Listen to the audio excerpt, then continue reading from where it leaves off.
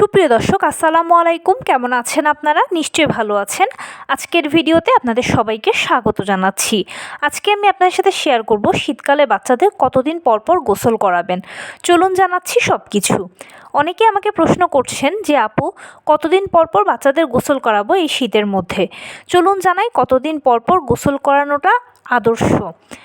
শীতকালে প্রচণ্ড ঠান্ডা পড়ে একদিকে, সেরকম প্রকৃতিতে রুক্ষতা শুষ্কতা, তার পাশাপাশি ধুলোবালি।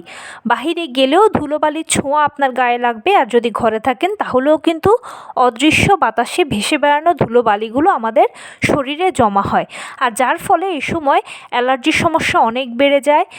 বাচ্চাদের এই সমস্যাটা আরও অনেক বেশি হয়, কারণ বাচ্চারা হাতে পায়ে নাকে কানে দিয়ে তাদের ঠান্ডা ধুলোবালি লাগে। তার পাশাপাশি তারা যেহেতু সবসময় মাটিতে খেলাধুলা করে বা তারা যেহেতু ছোটাছুটির উপরে থাকে, সেই জন্য এটা ধরে ওটা ধরে, এটা মুখে ঢুকায় ওটা চিবোয়, বিভিন্ন রকমেই কিন্তু জার্মস তাদের শরীরে প্রবেশ করতে পারে।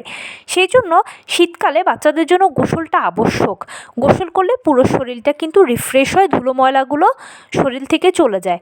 সেই জন্য একদিন পর পর শীতকালে চেষ্টা করবেন আপনার বাচ্চাকে আপনি গোসল করাতে।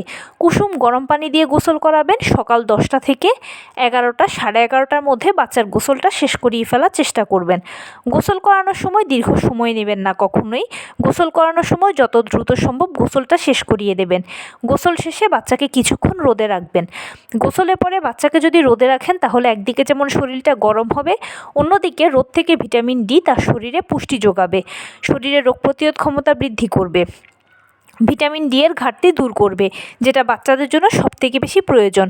আর যদি নবজাতক শিশু হয় তখনও সেক্ষেত্রে আপনারা একদিন পর পর গোসল করাবেন, কুসুম গরম পানি দিয়ে গোসল করাবেন এবং যত দ্রুত সম্ভব গোসল শেষ করিয়ে ফেলবেন। নবজাতককে খুব বেশি কসমেটিক্স ব্যবহার করা উচিত নয়, যেমন বিভিন্ন ধরনের শ্যাম্পু, সাবান, বডি ওয়াশ, এগুলো শীতকালে কম ব্যবহার করলেই ভালো। প্রথম 1 মাস জন্মের পরে এগুলো প্রয়োজনও হয় না, শুধু সরষের তেল মাখিয়ে গোসল করালেই ভালো। অনেকের এখন প্রশ্ন আসতে পারে যে বড় বাচ্চাদেরকে কি সরষের তেল মাখিয়ে গোসল করানো যাবে কি না। সেটা আপনি করতে পারেন, কোনো সমস্যা নেই। সরষের তেলের অ্যান্টিফাঙ্গাল পাওয়ার আপনার বাচ্চাকে ফাঙ্গাল ইনফেকশনের হাত থেকে রক্ষা করবে। এছাড়া সরষের তেলের যে ঝাঁঝালো ঘ্রাণ রয়েছে, এই ঝাঁঝটাও কিন্তু বাচ্চার শরীরের জন্য ভালো হয়।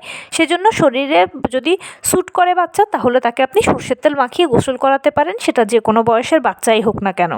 আর বাচ্চাদের গোসলের ক্ষেত্রে কখনোই আপনারা পানিটা অতিরিক্ত গরম রাখবেন না, কুসুম গরম রাখবেন। কেননা অতিরিক্ত গরম পানি আমাদের বড়দের স্কিনের জন্য ক্ষতিকর। আর বাচ্চাদের স্কিনটা যেহেতু খুব সেনসিটিভ হয়ে থাকে, সেই জন্য বাচ্চাদের জন্য আপনারা একেবারে কুসুম গরম পানিটাই ব্যবহার করবেন। আর মাথার মধ্যে যদি সম্ভব হয় তাহলে 1-2 কোষ বা 1-2 মগ আপনারা যদি ঠান্ডা পানি দিতে পারেন বেশি ভালো হয়। তবে বাচ্চাকে যদি স্যুট না করে তাহলে কোনো প্রয়োজন নেই। তো এই ছিল আজকের ভিডিও। কেমন লাগলো বলুন? যদি ভালো লেগে থাকে ও হেল্পফুল হয়ে থাকে তাহলে প্লিজ লাইক, কমেন্ট, শেয়ার করতে একদম ভুলবেন না। আর সেই সাথে আমার চ্যানেলটিকে সাবস্ক্রাইব করার বিনীত অনুরোধ রইল। পাশে থাকা বেল আইকনটি ক্লিক করে দেবেন, যেন আমি ভিডিও আপলোড করার সাথে সাথে আপনারা নোটিফিকেশান পেয়ে যান। যদি কোনো প্রশ্ন থাকে কমেন্টসে জানাবেন, আমি রিপ্লাই দেব। প্লাস যদি কোনো পরামর্শ থাকে যে কোন বিষয়ের উপরে ভিডিও বানালে আপনারা উপকৃত হবেন, সেটাও জানাবেন। আমি আপনাদের পছন্দের সর্বোচ্চ প্রায়োরিটি দেব। ভালো থাকবেন, সুস্থ থাকবেন। আসসালামু আলাইকুম।